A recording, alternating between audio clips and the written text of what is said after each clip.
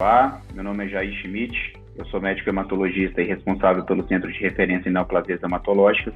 Eu vou comentar sobre alguns estudos apresentados durante o 25º Congresso do IRHA, da Sociedade Europeia de Hematologia, que neste ano de 2020 foi 100% virtual, assim como a gente viu em outros congressos, incluindo recentemente no Congresso da ASCO. Eu farei comentários de 4 estudos em linfomas agressivos. O primeiro estudo foi apresentado na sessão oral de linfomas, sob o número de S236, que foi um estudo observacional retrospectivo multicêntrico, analisando a profilaxia de metotrexato endovenoso como regime de profilaxia de acometimento do sistema nervoso central em pacientes portadores de linfoma difuso de grandes células B, e analisou o impacto na administração do esquema R-CHOP como terapia principal no tratamento desses pacientes. O estudo ele avaliou as formas de administração do metotrexato endovenoso entre os ciclos do R-CHOP e ao final do tratamento com R-CHOP.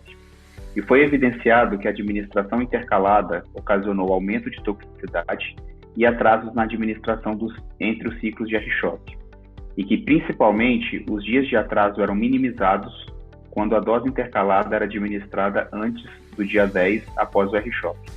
No entanto, além dessa questão aí dos atrasos, o estudo não evidenciou diferença em sobrevida livre de progressão, sobrevida global e em recaídas em sistema nervoso central entre esses grupos.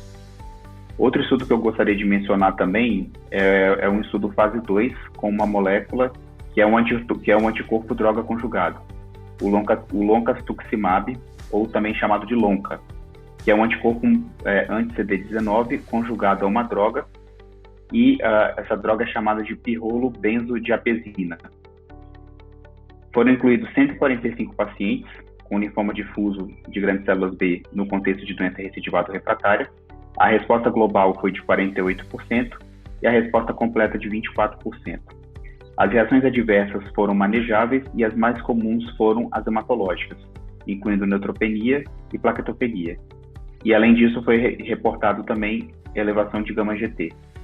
O estudo conclui que o LONCA ele pode ser efetivo como agente único nessa população de pacientes, onde o campo de desenvolvimento de outras terapias tem sido bem amplo também. Então seria mais uma aí para agregar no arsenal terapêutico desses pacientes com linfoma difuso no contexto de doença recidivada ou refratária. Então, seguindo falando sobre linfomas B agressivos, agora a gente já entra falando nos estudos de células CAR-T.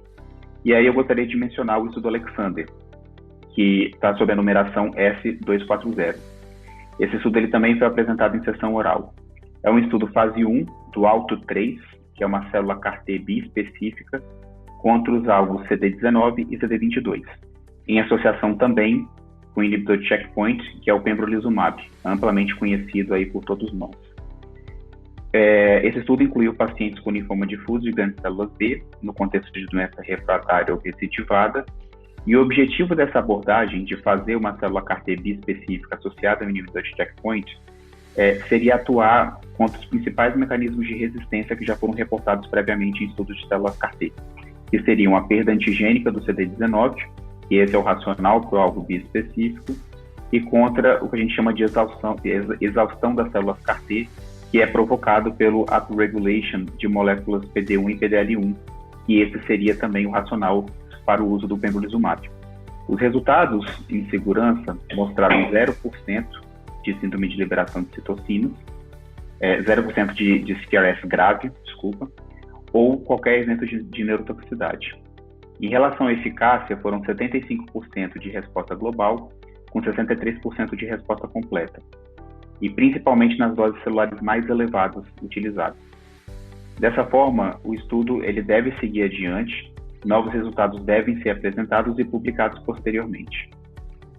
Outro estudo que eu queria falar também sobre células CAR-T seria o estudo PILOT, que é um estudo que avaliou a célula CAR-T lisocabtagene, que também já foi testado em outros estudos, no tratamento aqui já de segunda linha de pacientes com linfoma B agressivo, recidivados ou refratários, e que foram considerados inelegíveis para o transplante autólogo. Essa é uma população de pacientes bastante desafiadora. Então, a gente diz que realmente hoje os tratamentos que a gente dispõe para essa população de pacientes são tratamentos pouco efetivos. Então, o importante é ressaltar que é o primeiro estudo com resultados apresentados já na segunda linha nessa população de pacientes, que são idosos acima de 70 anos ou pacientes com comorbidades significativas. E foi demonstrada uma resposta global de 89% em todos os 24 pacientes respondedores do estudo, sendo 10 dos 12 pacientes que apresentaram resposta completa em algum momento permaneceram em resposta completa até a análise interina desse estudo. A reação adversa mais comum, grau 3 e grau 4, foram as hematológicas, foram as citopenias, e os eventos adversos de interesse, como a síndrome de liberação de citocina, mostraram uma baixa incidência em torno de 21% e neurotoxicidade em 10%. E 100 graus 3 e 4 de síndrome de liberação de citocina e 100 grau 4 de neurotoxicidade. Dessa forma, a gente consegue concluir que o estudo ele é seguro, que o lisocabtagene ele é seguro nessa população de pacientes e, conforme eu disse, ela é bastante desafiadora na nossa prática clínica. E, por fim, eu gostaria de citar o estudo de vida real do Reino Unido em pacientes com linfoma B agressivos tratados com células CAR-T anti-CD19. Então, esses estudos de vida real de célula CAR-T acho que é bem interessante, principalmente para nós aqui no Brasil, que a gente ainda não tem essa modalidade de tratamento disponível, mas que a gente já consegue pelo menos ter uma previsão de como esses pacientes podem se comportar fora do contexto de clinical trials. Então, aqui a gente vai ver que é uma coorte prospectiva, com uma população intention to treat, ou com intenção de tratar, e essa população intention to treat foi de 253 pacientes, sendo 183 pacientes infundidos, com uma mediana de sobrevida global de aproximadamente 13 meses nos pacientes infundidos e de apenas 2 meses nos pacientes não infundidos, tá? Provavelmente os pacientes não infundidos foram aqueles que tiveram algum problema entre o processo de coleta de linfócitos e manufatura até a infusão. Então, esses que não conseguiram receber a infusão por algum problema durante esse processo.